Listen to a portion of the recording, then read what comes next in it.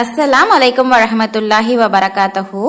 இன்னைக்கு நம்ம இரண்டாம் கலிமாவும் அதனுடைய தமிழ் அர்த்தத்தையும் பார்ப்போம். இரண்டாம் கலிமா ஷஹாதத் அஷ்ஹது அன் லா இலாஹா இல்லல்லாஹு வஹ்தஹு லா ஷரீக லஹு வ அஷ்ஹது அன்ன முஹம்மதன் அப்துஹு வ ரசூலுஹு.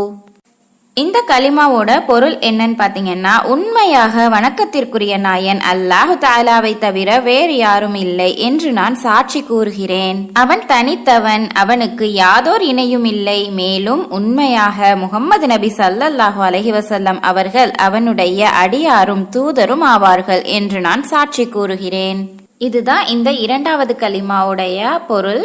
இதுவும் கிட்டத்தட்ட முதல் கலிமா மாதிரி தான். அல்லாஹ் ஒருவனே, அவனுக்கு இணை யாரும் இல்லை. முகமது நபி ஸல்லல்லாஹு அலைஹி வஸல்லம் அவர்கள் நம்மளுக்கு இஸ்லாத்தை பத்தி கத்து கொடுக்க ஒரு தூதரா அனுப்பப்பட்டார்கள். அவ்வளவுதான் இந்த இரண்டாவது கலிமாவோட பொருள்.